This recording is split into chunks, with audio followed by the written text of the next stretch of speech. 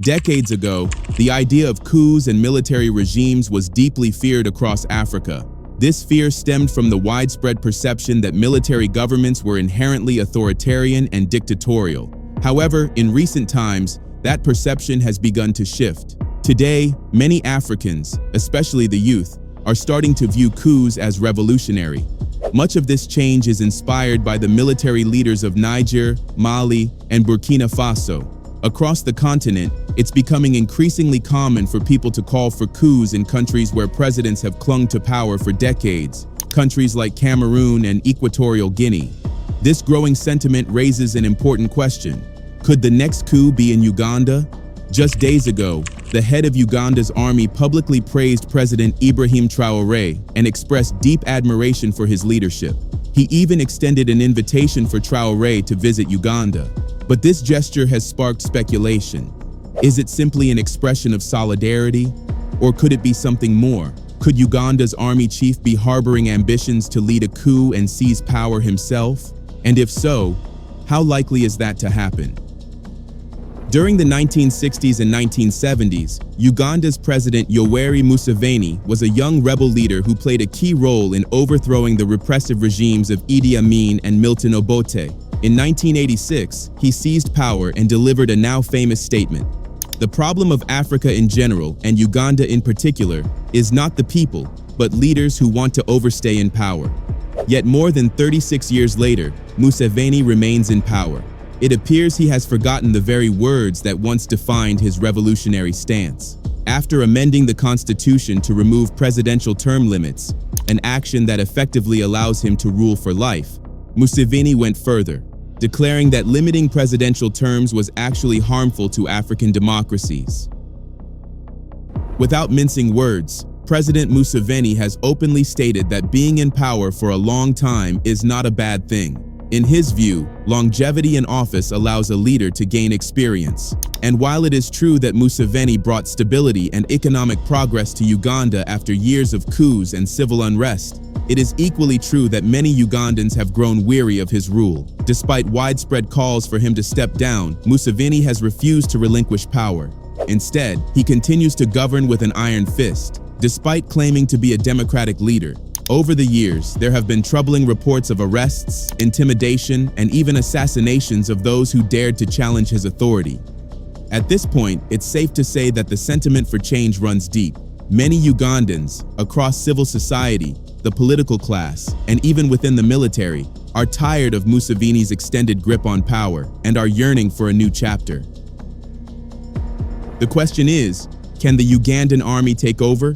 We'll come back to that. But first, something significant happened on Sunday, May 25, 2025. Muhoozi Kainerugaba, the head of the Ugandan army, and notably, the son of President Yoweri Museveni, publicly expressed his support for President Ibrahim Traoré of Burkina Faso.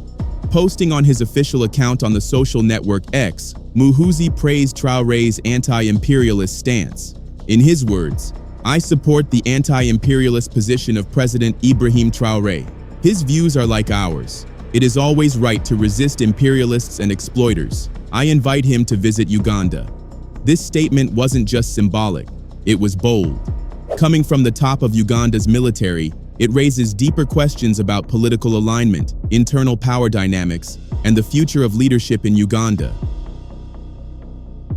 There's a lot to unpack in that short message. First, it reveals that the Ugandan Army Chief has been following President Traoré's leadership closely. This is significant because, when the coups occurred in Mali, Niger, and Burkina Faso, President Museveni was among the first African leaders to publicly condemn the military takeovers.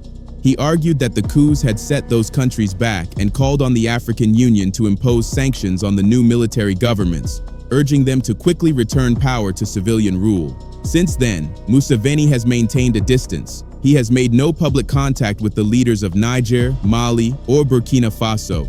This silence is striking, especially when you consider that Museveni himself has ruled Uganda in a far more autocratic manner than the military leaders of the AES bloc. In fact, the irony is hard to ignore. Museveni, who has clung to power for nearly 4 decades, denounces military rulers who, by comparison, are seeking to rebuild sovereignty and resist foreign domination.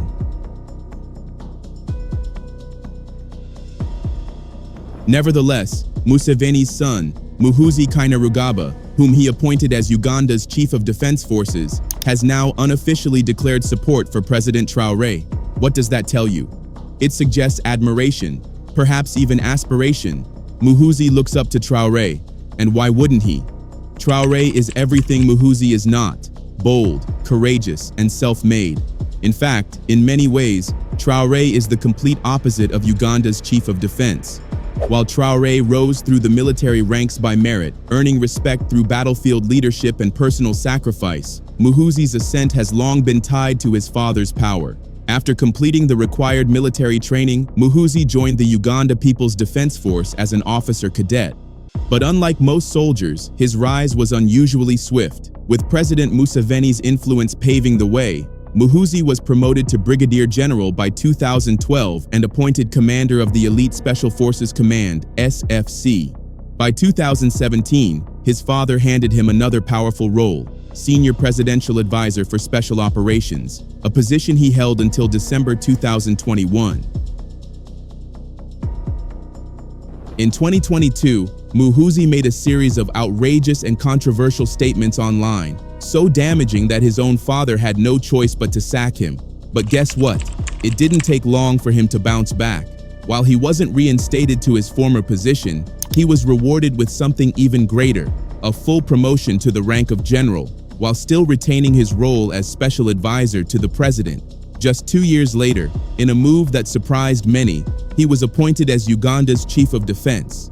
Now contrast that with Captain Ibrahim Traoré. Traoré rose through the military ranks on his own merit, earning the loyalty and respect of the Burkina Army through action, not privilege. His leadership is built on trust and sacrifice.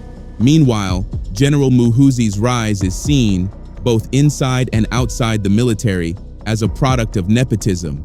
His authority doesn't stem from loyalty, it hinges on his father's power, and that's the danger. Because in truth, many within the Ugandan military are quietly unhappy with how President Museveni has used his influence to elevate his son. So if Muhoozi were to orchestrate a coup in Uganda, there's little doubt he may seize power temporarily, but it wouldn't be long before he's overthrown. Without deep-rooted loyalty from the ranks, a throne built on favoritism will always be shaky. What's even more intriguing is that many Ugandans now believe, almost unanimously, that President Museveni has been grooming his son, Muhoozi, to take over as his successor. And it's not just idle speculation. After all, Museveni has ruled Uganda for more than 36 years, and Muhoozi's rapid rise through the ranks has raised more than a few eyebrows. Back in 2013, General David Sejusa, once a close ally of Museveni, blew the whistle. In a letter addressed to the public, Sejusa revealed a closely guarded secret. Uganda, he claimed, was being transformed into a political monarchy. He alleged that Museveni had drawn up a plan to install his son, Muhoozi, as the next president of Uganda. Even more alarming, Sejusa warned that senior officers within the military who opposed this succession plan were being secretly marked for assassination. His letter caused a political earthquake. And ever since, the belief that Uganda is heading toward dynastic rule has only grown stronger. Unsurprisingly, both Muhoozi and his father denied the allegations, but the government's reaction told a different story. After General Sejusa's explosive letter was made public, Museveni's administration launched one of the most aggressive crackdowns on the media in Ugandan history. Police laid siege to the Daily Monitor newspaper for over 10 days. 2 independent newspapers and 2 radio stations were shut down in the process. If the letter was truly baseless, why such a heavy-handed response? The answer seems clear. The content struck too close to the truth. As for General Sejusa, the consequences were swift. He fled Uganda, spending a year in exile in the United Kingdom. When he finally returned, he was arrested in 2016 and charged with insubordination. His fate served as a warning to anyone daring to oppose Museveni's dynastic ambitions. In reality, a coup may not even be necessary. Uganda is being quietly reshaped into a monarchy, cloaked in the garments of democracy. And that leads us to the second critical difference between General Muhoozi and President Traoré. Traoré is a genuine anti-imperialist and pan-Africanist. From day one, he has championed true independence and sovereignty for Africa, and he hasn't wavered. His actions speak louder than words, cutting ties with France, deepening alliances with Russia, and helping to establish the AES bloc alongside Mali and Niger. Every move he makes is part of a clear vision to free Burkina Faso and Africa at large from foreign domination. In his message to President Traoré, General Muhoozi made a bold statement. He wrote, "I support the anti-imperialist position of President Ibrahim Traoré. His views are like ours." But let's pause there, because we don't quite agree. As much as President Museveni and his son would like to brand themselves as anti-imperialist leaders, the facts tell a different story. The truth is, Museveni only recently began clashing with the West, and that shift didn't come from a Pan-African awakening. It came from controversy.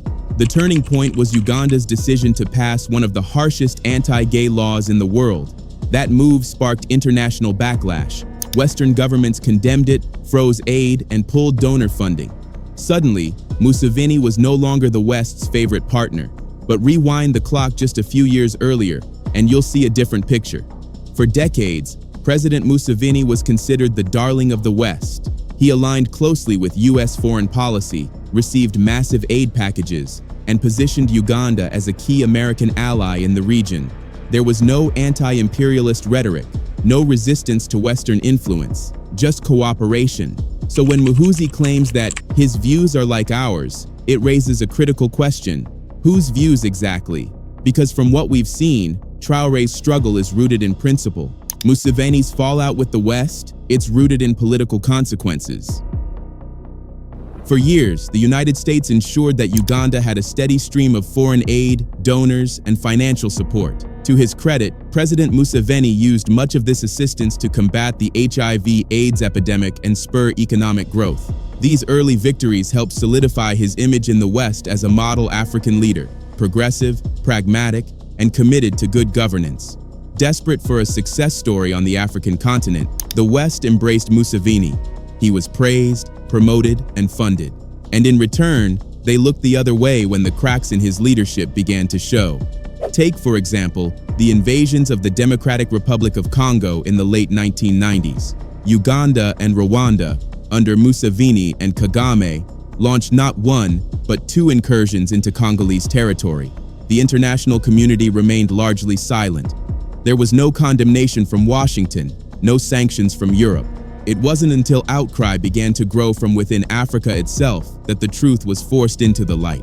Both the Ugandan and Rwandan armies were eventually charged at The Hague for war crimes, looting Congo's vast resources, torturing civilians, committing extrajudicial killings, and even using child soldiers. So while Museveni may now claim to oppose imperialism, history shows a long record of collaboration with Western interests, one often stained with silence, complicity, and unchecked power. How can President Museveni claim to be an anti-imperialist and a Pan-African when he once invaded a fellow African country, twice? How can he speak of unity and sovereignty while violating the borders of the Democratic Republic of Congo, leaving behind a trail of bloodshed and exploitation? But the betrayal didn't stop there. Museveni holds the shameful distinction of being the African president who betrayed Muammar Gaddafi to the United States. While many African leaders respected Gaddafi for his Pan-African vision and efforts to unite the continent, Museveni branded him a problem, someone who, in his words, was holding Africa back. According to diplomatic sources, Museveni routinely acted as a US informant, regularly feeding intelligence about his fellow African leaders. Tell us, how can such a man be called a Pan-African? And then, there's his son, General Muhoozi Kainerugaba. Muhoozi, unlike President Traoré, has no revolutionary credentials, no clear vision, no ideological stance. He can best be described as a man-child, handed power, yet unsure what to do with it. While Traoré is known across the continent for his bold anti-imperialist leadership, Muhoozi is infamous for something else entirely: bombastic tweets. According to insiders, many of these posts are made under the influence of alcohol. The most reckless came in 2022, when Muhoozi tweeted a threat to invade Kenya. The post sparked a diplomatic crisis between the two neighboring countries, forcing President Museveni to issue a public apology to the Kenyan government. As damage control, Museveni removed his son from the military and warned him to stay off social media when it came to matters of state. This is the man who claims to share the vision of Ibrahim Traoré? Yet just days after the diplomatic fallout, President Museveni did what many saw coming. He defended his son. He called Muhoozi a very good general, promoted him to full general, and reappointed him as special advisor to the president. And while Museveni had publicly warned his son to stay off social media when it comes to state matters, that warning clearly fell on deaf ears. Muhoozi continued tweeting, and not just about politics. At one point, he bizarrely claimed to be a descendant of Jesus Christ. In another tweet, he offered cattle as a bride price for the Italian Prime Minister. Yes, the Prime Minister of Italy. But it didn't end there.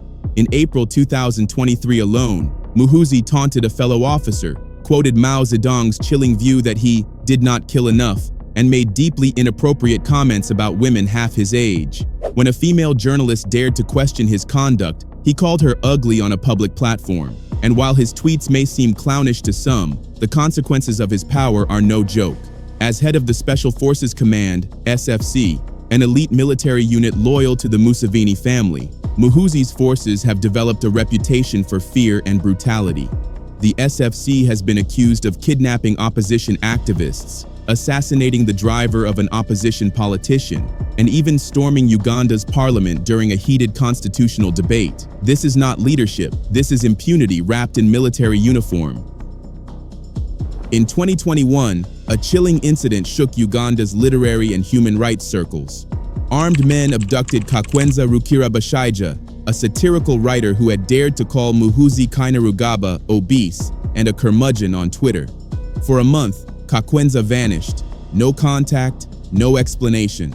When he finally re-emerged, his back was covered in deep scars. The novelist alleged that Muhoozi himself had not only ordered but personally supervised his torture. With such disturbing allegations, one thing becomes painfully clear. This is not the kind of leader the people of Uganda deserve. And it seems some within Uganda's own power structure agree.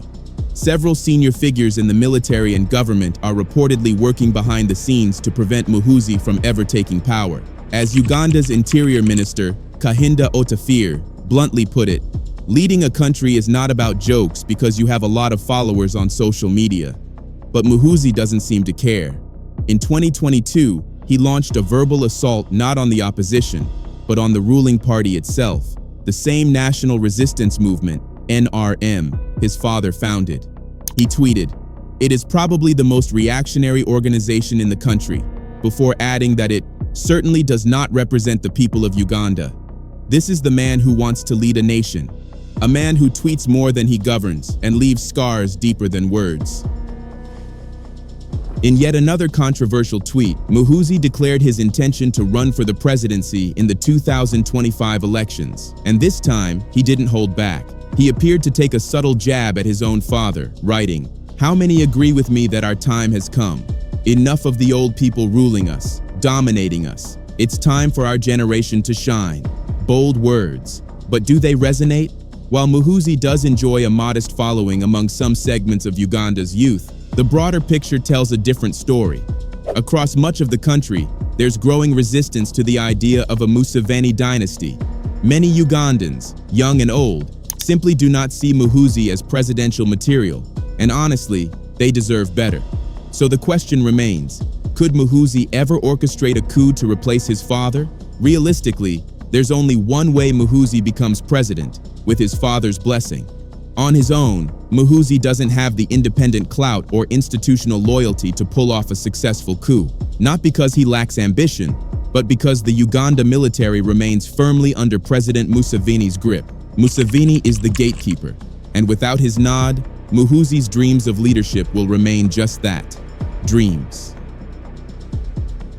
President Museveni holds absolute command over the Ugandan military, the Uganda People's Defense Forces, UPDF. Through frequent and calculated reshuffles of the army's top brass, he doesn't just manage the military, he masters it.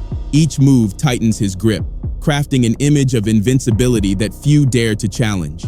These reshuffles aren't about merit or modernization. They're about power, control, and long-term survival. Opposition leader Ibrahim Traoré puts it plainly. Museveni has systematically purged his wartime allies, the comrades from the Luwero Bush War. Those who are left are strangers. They don't have the courage or the history to confront him. The last real internal threat? Former Prime Minister Amama Mbabazi. Once a towering figure in Museveni's inner circle, he too was swiftly sidelined, neutralized with surgical precision. What Museveni has built is no longer just a presidency, it's a fortress where loyalty is currency, fear is a weapon, and the seat of power remains locked away from the hands of ordinary Ugandans. Additionally, every high-ranking officer in the Ugandan military, including the Chief of Defense Forces, owes their position not to merit, but to one thing: loyalty. Loyalty to President Museveni, the Commander-in-Chief. And that loyalty runs deep. So deep, in fact, that it's highly unlikely any of them would dare side with his son against him. Which leads us to one conclusion. The only way a coup could ever take place in Uganda is if Museveni himself authorizes it. Perhaps that's been the plan all along. Perhaps Museveni has been grooming Muhoozi in the military not to earn power, but to inherit it, through a carefully staged transfer disguised as a military takeover. But make no mistake, if a coup ever does happen in Uganda, it will not be a revolutionary act. It will not be driven by the will of the people. It will be the coronation of a dynasty. And that is nothing like the uprisings we've witnessed in Burkina Faso, Mali, or Niger. But what do you think? Is Uganda on the edge of a dynasty or a breaking point? Let us know in the comments section below. Don't forget to like this video, share it with others, and most importantly, subscribe to the channel for more powerful stories from across Africa.